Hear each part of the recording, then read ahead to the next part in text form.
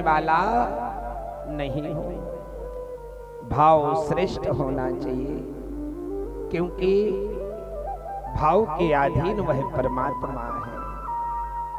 महाराज विदुर के जीवन में परमात्मा ने बड़ी सुंदर कृपा की। विदुर कोई साधारण नहीं थे, ये पूर्व के धर्मराज है। मांडव ऋषि ने इनको श्राप दिया था। मांडव श्रावाद भगवानो प्रजा संयमनो यमः। श्री सुखदेव कहते हैं, परीक्षित, मांडव ऋषि के श्राप के कारण धर्मराज को 100 वर्ष के लिए शूद्र कुल में आना पड़ा। वह साक्षात धर्म अवतार हैं विदुर, और आज विदुर के रूप में भी भगवान का साक्षात्कार हुआ। श्रीमद् भागवत के तृतीय स्कंद में सृष्टि का वर्णन भी हुआ। महाराज, जीवन में भगवान ने यदि मनुष्य बनाया, ठाकुर जी ने मनुष्य बनाया, तो हमारा ज्ञान श्रेष्ठ होना चाहिए। मैंने पहले दिन में एक संकेत किया था, बोले भैया ज्ञान कौन सही है, ज्ञान किसको कहते हैं।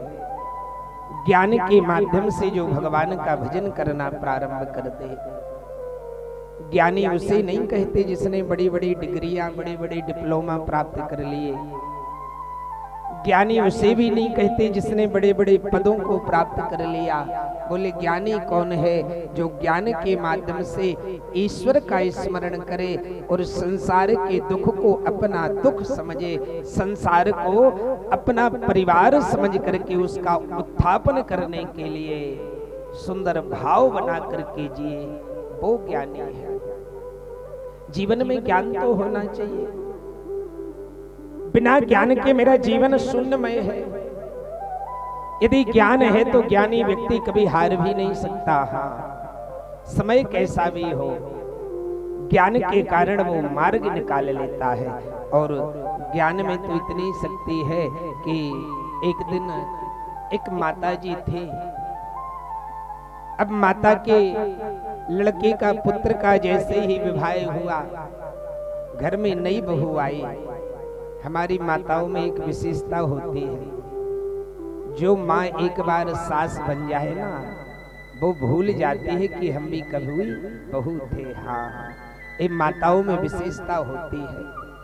जो नारी एक बार सास बनी, फिर तो वो भूल जाएगी कि हम भी कभी बहू थे। अब जैसे ही उसके लड़के की शादी हुई, वो सास बन गई। अब सास की तो पदवी बड़ी होती है ना।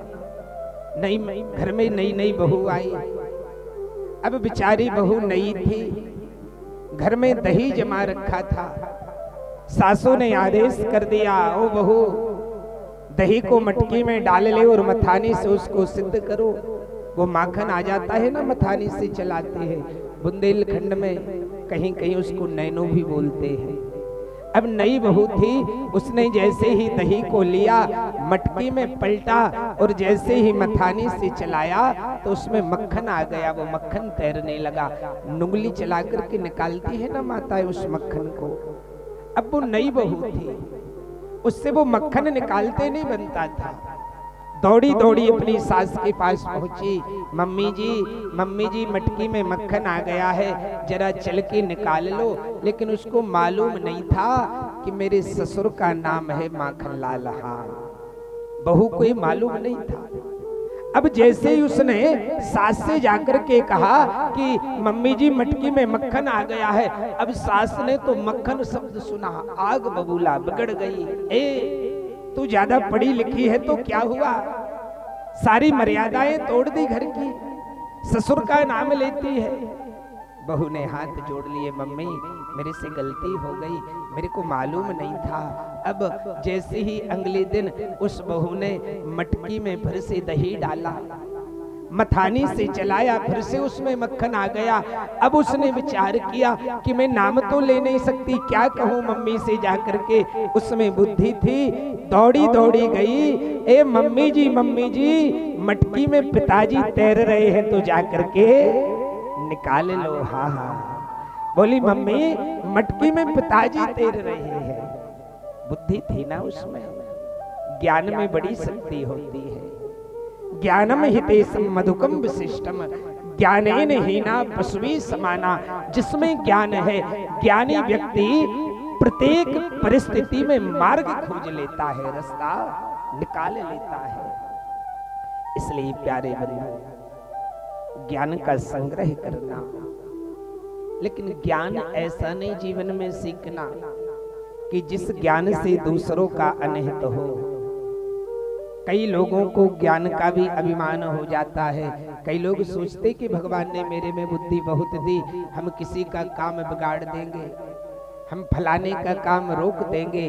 भैया वो ज्ञान क्या काम का, जिस ज्ञान से किसी का बना हुआ काम बिगड़ जाए वो ज्ञान नहीं है, वो तो एक पाप की कमाई कर रहे हो। हाँ, तुम किसी दूसरे को धोखा नहीं दे रहे, तुम स्वतः अपने आप को धोखा दे करके अपना जीवन बिगाड़ रहे हो।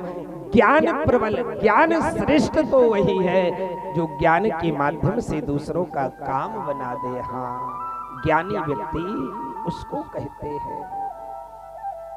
संसार में विडंबना परिस्थिति कहां पर बन गई।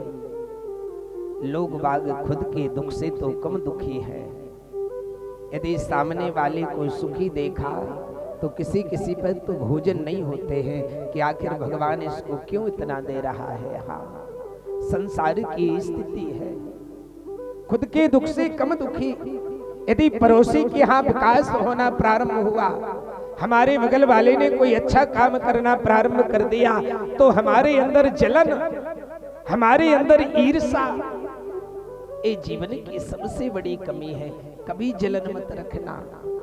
उसने कोई अच्छे काम किए होंगे, भगवान ने उसको ये उसका फल दिया, हम लोग भी अच्छा काम करें, हम भी भगवान का धर्म करें, भगवान का भजन करें, ठाकुर जी की मेरे जीवन में कृपा होगी तो मेरे घर में भी सब कुछ अच्छा होता रहेगा। हाँ, जीवन में जलन की भावना से कभी विकास नहीं हो सकता। जीवन में जलन की भाव त्याग करके उस परमात्मा का स्मरण करना पड़ेगा। श्रीमद् भागवत के तृतीय स्कंद में सृष्टि का वर्णन हुआ। श्री सुखदेव कहते हैं, आदि पुरुष श्री नारायण की नाभि से एक कमल निकला, कमल से ब्रह्मा की उत्पत्ति हुई। ब्रह्मा ने सौनकादिक ऋषिश्वरों को बनाया। इसके बाद में दक्ष की उत्पत्ति हुई। दक्ष के बाद में मनुष्य शतरूपा का इस सृष्टि में आगमन हुआ। मनुष्य शतरूपा के बाद मैथुन सृष्टि प्रारंभ हुई। इस सृष्टि में आगे जाकर के इसी सृष्टि में कश्यप ऋषि हुए। कश्यप ऋषि की दो पत्नी दिति और अदिति। महाराज दिति के तो देवता हो गए, लेकिन अदिति ने संध्या कालीन समय में अपने पति से हट पकड़ ली कि मैं भी पुत्र सुख प्राप्त करना चाहती हूँ। कश्यप ऋषि ने दिति को समझाया, देवी ये संध्या का समय भगवान के भजन का समय है, इस सांसारिक धर्म में प्रवृत्त होने का समय नहीं है। जब दिति मानी नहीं तो कश्यप ऋषि ने, इनके पति ने ही इनको श्राप दे दिया, जाओ देवी, कालांतर में एक नहीं तुमको दो पुत्र होंगे, लेकिन दोनों कुमार्गी निकलेंगे, दोनों पाप रूपी मार्ग पर चलने वाले निकलेंगे। हाँ, अपने ही पति से श्राप लग गया दिति को। सुखदेव कहते हैं, दिति ने गर्भ धारण तो किया, लेकिन अपने ही पति के श्राप के कारण इतनी विचलित हुई कि 100 वर्ष तक अपने पुत्रों को जन्म नहीं दिया। 100 वर्ष के बाद जैसे ही इनने 2 पुत्रों को जन्म दिया, एक का नाम हिरण्याक्ष और दूसरे का नाम हिरण्यकश्यप पड़ा। दिति के 2 बालक हुए। 100 वर्ष तक ये दोनों पुत्र अपनी मां के गर्भ में रहे। एक का नाम हिरण्याक्ष था। हिरण्याक्ष ने तो पृथ्वी को चुरा करके, पृथ्वी को छीन करके समुद्र में जाकर के छुपा दिया। भगवान नारायण ने सोचा पृथ्वी का उद्धार करना पड़ेगा, इस आतताई का वध करना पड़ेगा। उसी समय भगवान ने 12 रूप धारण किया। हमारे श्री ठाकुर जी ने बाराह का रूप धारण किया। बोलो बाराह भगवान की। भगवान ने बाराह का रूप धारण किया, प्रकट हुए बाराह रूप धारण करके समुद्र में प्रवेश किया। भगवान ने समुद्र से जैसे ही पृथ्वी को लेकर के निकले, हिरण्याक्ष से मिलना हुआ। जानते हो हिरण्याक्ष किसको कहते हैं? हिरण्य मतलब होता है स्वर्ण, स्वर्ण का एक नाम क्या है? हिरण्य। और अक्ष मतलब होती है आंख। जिसकी आंख में सदैव सोना ही सोना बसा रहे उसको क्या कहते हैं? हिरण्याक्ष। जिसके जीवन में लोभ है, लोभ ही तो जीवन में बड़ी बुरी चीज है ना। लोभ इतनी बुरी चीज है कि कभी कभी लोभ के कारण व्यक्ति धर्म भी नहीं कर पाता है। हाँ, कई बार तो ऐसा होता है कि कई लोग लोभ के कारण, एक बार तो क्या हुआ कि एक व्यक्ति कुएं में गिर गया। अब जैसे ही वहां से कुछ लोग निकले तो कुछ लोग बोले कि भैया दो।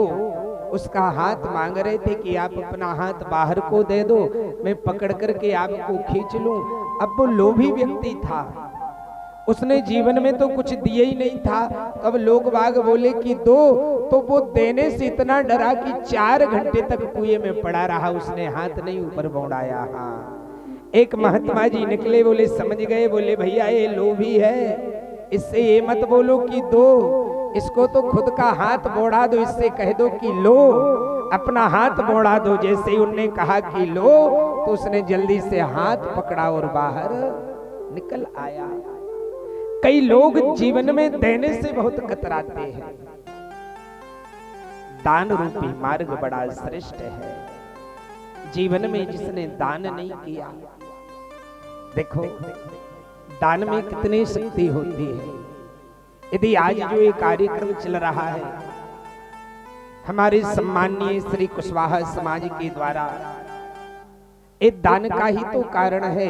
कुशवाहा समाज के मन में श्री ठाकुर जी ने ऐसा भाव बनाया, ऐसा सुंदर भाव बनाया कि आप लोग दान इकट्ठा करो, और दान के कारण ही यह यज्ञ हो सकता है।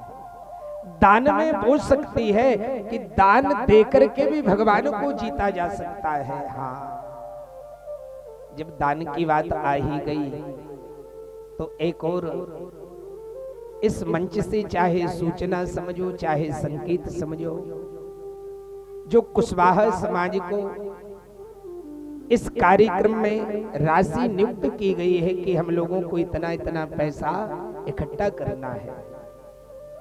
अभी यदि जो भक्त शेष रह गए हैं पैसा जमा करने के लिए समाज वाले, तो भैया कल भगवान का जन्म है, जन्म से पहले अपनी राशि जमा कर देना।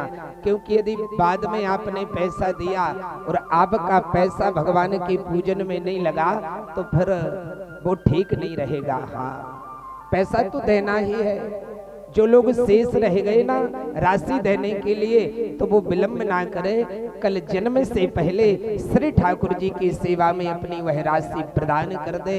क्योंकि आपकी राशि थोड़ी थोड़ी करके पूजन में सामान में लगेगी तो उसका लाभ आपके जीवन में बहुत सुंदर मिलेगा। मेरे कहने का भाव है कि जीवन में दान रूपी मार्ग भी श्रेष्ठ होता है। हिरण्याक्ष लोभी था, लोभ के कारण परमात्मा ने उसका अंत किया। बोलो राधा रानी सरकार की जय हो, वृंदावन बिहारी लाल की जय हो। जय जय श्री राधे श्याम। तदुपरांत श्री परीक्षित ने भागवत जी में मनुवंश का विवरण किया। मनुवंश के बाद मनुकर्दम देवहूति संवाद का विवरण हुआ। आगे जाकर के कपिल अष्टाध्यायी के माध्यम से जो माता देवहूति थी, इनका विवाह कर्दम ऋषि के साथ में हुआ। सुखदेव कहते हैं, परीक्षित, मन की पूर्ति कभी कोई नहीं कर सकता। आज माता देवहूति का जो श्रीमद् भागवत के तृतीय स्कंद में प्रसंग आता है, माता देवहूति जब कपिल भगवान के सम्मुख पहुंची, श्रीमद् भागवत में इसको कहते हैं कपिल अष्टाध्यायी। 8 अध्यायों में कपिल भगवान और माता देवहूति का बड़ा मार्मिक प्रसंग चला। माता देवहूति कपिल भगवान से कहती है कि हे भगवान, इस मन की इतनी विचित्र स्थिति क्यों है? देवहूति कहती है, परमात्मा भगवान ने मेरे जीवन में कितनी सुंदर कृपा की। माता देवहूति कहती है कि मेरे को भगवान ने 9 पुत्रियां दी, तो 9 पुत्रियों का विवाह ब्रह्मा के पुत्रों के साथ में हुआ। भगवान पुत्र की प्राप्ति हुई तो सुम जगत के पालनहार मेरे आंगन में पुत्र बनकर के आए। भगवान इतना सब कुछ मिला मेरे को, लेकिन मैं मन से पूछती हूँ कि रे मन, तेरी पूर्ति हुई, तेरी तृप्ति हुई? तो मन से एक आवाज आती है, ना भगवान, इस मन की पूर्ति कब होगी? कपिल भगवान बोले, मां, अग्नि जल रही है, अग्नि में कोई घी डाले और मन में विचार करे कि अग्नि शांत पड़ जाए, तो वो अग्नि तो शांत हो नहीं सकती, क्योंकि कर्म विपरीत दिशा में किया जा रहा है। जब तक अग्नि में घी डलेगा तब तक अग्नि शांत पड़ने वाली नहीं है। माँ, इसी प्रकार जब तक इस मन को संसारिक वस्तुएं मिलती रहेंगी तब तक इस मन को संतोषी मिल नहीं सकती। जिस दिन इस मन रूपी पक्षी को भगवान के चरणों में लगा दोगी माँ, उसी दिन यह मन शांत पड़ जाएगा। हाँ, संसार की कोई भी वस्तु इस मन को मिल जाए, मन कभी ये नहीं कह सकता कि मेरी पूर्ति हो गई, मेरी तृप्ति हो गई। मन की स्थिति बड़ी विचित्र है प्यारे बंधु। मन की तृप्ति कोई नहीं कर सकता। मन को यदि तृप्त करना है तो उस पूर्ण ब्रह्म परमात्मा के चरणों में मन को लगाना पड़ेगा। हाँ, इस मन रूपी पक्षी को यदि हमने भगवान के चरणों में समर्पित कर दिया, भगवान कहते हैं, इन हाथों से संसार के काम तो करते रहो, कर से कर्म करहु विधि नाना। भगवान कहते हैं, इन हाथों से संसार के काम तो करते रहो, कर से कर्म करहु विधि नाना, लेकिन मन राखो जहां कृपा निधाना। ये मन रूपी पक्षी है, उस परमात्मा के चरणों में लगा देना। हाँ, कथाओं की एक विशेषता होती है, भगवान की कथा सुनकर के यदि हमने मन में संकल्प नहीं किया, यदि मैंने मन में नियम नहीं बनाया कि अब तो मेरे को भगवान का भजन करना प्रारंभ करना है, तो जान लेना कि आपने कभी भगवान की कथा सुनी ही नहीं है। हाँ, कई लोग तो भगवान की कथा सुनते हैं और सुनकर के खड़े होते हैं तो वहीं पर झड़ा देते हैं, बोले भैया कोई चीज घर ना चली जाए। हाँ, एक बात कहूं, परमात्मा की कथा सुनकर के यदि जीवन में सुधार नहीं हुआ तो संसार की अब और कोई चीज नहीं है जो तुम्हारे जीवन को सुधार देगी। मात्र बिन सत्संग विवेक ना हुई, भगवान की कथा में ही वह सामर्थ्यता है, वह शक्ति है कि मनुष्य के जीवन को सुधार सकती है। और भगवान की कथा सुनने के बाद ही नहीं सुधरे तो प्यारे बंधु समझ लेना कि अब भगवान की मेरे जीवन में टेढ़ी नजर हो गई है। हाँ, अभी तक जो कुछ हुआ तो भूल जाना उसको, आने वाले समय में ना तो व्यसन रूपी मार्ग पर चलना। इस मंच से मैं एक और बात पुनरावृत्ति कर दूं, हमारे इस बुंदेलखंड में नशा की बड़ी लत लगती जा रही है। हाँ, नई उम्र के जो बच्चे हैं वो नशा के चक्कर में पड़ कर के अपने घर को बिगाड़ रहे हैं। प्यारे बंधु, कई परिवारों को हम लोगों ने देखा नशा के चक्कर में पड़कर के उनका परिवार ही बर्बाद हो गया। जीवन में ध्यान रखना,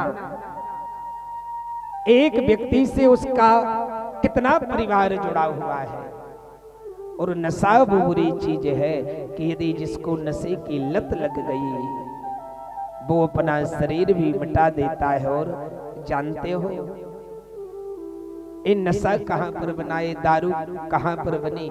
दारू जहां पर बनी ना पहली बार, जिस पेड़ के नीचे, वहां पर 4 आत्माएं रहती थी। एक संत जी कहा करते थे कि जहां पर दारू बनी ना वहां पर 4 व्यक्तियों की मृत्यु हुई थी, तो दारू में वो चारों प्राणी जाकर के घुस गए, प्रवेश कर गए।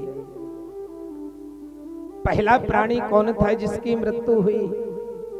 बोले पहला प्राणी था कोयल। बोले कि जो व्यक्ति थोड़ी सी दारू पीता है तो उसके अंदर एक कोयल की आत्मा जागृत होती है। वो कोयल की जैसी संभल कर के बात करता है कि कहीं मेरी बात पकड़ में ना आ जाए कि मैंने पी है। पहली बार पी तो उसके अंदर कोयल की आत्मा जागृत होती है। ये चीज भागवत में नहीं लिखी, नहीं तो कोई और पंडित जी आए तो उनसे कहो कि उन महाराज ने तो ऐसी बात सुनाई थी। ये तो दृष्टांत है, कहीं समझाने की चीज है।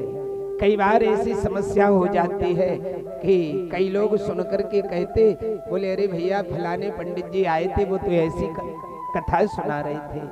तो ये तो उपदेशक कथा है। और दूसरा प्राणी कौन मरा उस वृक्ष के नीचे? दूसरा प्राणी मरा था तोता। व्यक्ति जब दूसरा पैक लेता है तो उसके अंदर तोते की आत्मा जागृत होती है। तोता कैसा होता है? रट्टू विद्या पढ़ने वाला होता है ना। अब व्यक्ति ने जैसे ही दूसरा पैक लिया तो वो एक शब्द को 10-20 बार बोलेगा, कहेगा भैया आप तो मेरे हो। उसको ध्यान नहीं रहता है, एक शब्द को कई बार बोलता है। अब जैसे ही उसने तीसरा पैक लिया तो तीसरा प्राणी कौन मरा था उस वृक्ष के नीचे? शेर। उसके अंदर फिर शेर की आत्मा जागृत होती है। हाँ, फिर तो तीसरा पैक लिया तो फिर तो वो कहता है कोई तो निकलो बाहर। हाँ, शेर जागृत हो जाता है उसके अंदर। अब जैसे ही उसने चौथा पैक लिया तो चौथा कौन प्राणी मरा था वहां पर? सुअर। जैसे ही उसके अंदर सुअर की आत्मा जागृत हुई तो फिर तो वो कहीं नाली ढूंढेगा। सुअर कहाँ रहता है? गंदगी में रहेगा ना, कीचड़ में। चौथा फेंक लिया तो फिर कहीं या तो वो नाली ढूंढेगा या जाकर के कीचड़ में गिरेगा। प्यारे बंधु, ये स्थिति है शराब पीने वालों की। हाँ, लोग बाग फिर भी उसी रास्ते पर चल करके अपने जीवन को बिगाड़ रहे हैं। प्यारे बंधु, नशा जीवन में सबसे बुरी चीज है। नशा मुक्त जीवन जियो। भगवान ने यदि तुमको मनुष्य बनाया है तो बढ़िया दूध, दही, फल फ्रूट, ड्राई फ्रूट, कितने प्रकार के मिष्ठान हैं। इन बढ़िया बढ़िया व्यंजनों को अपने जीवन में इनका सेवन करो और प्रभु का नाम स्मरण करना चाहिए। बोलो राधा रानी सरकार की जय हो। और भैया कमेटी से एक और अनुरोध है,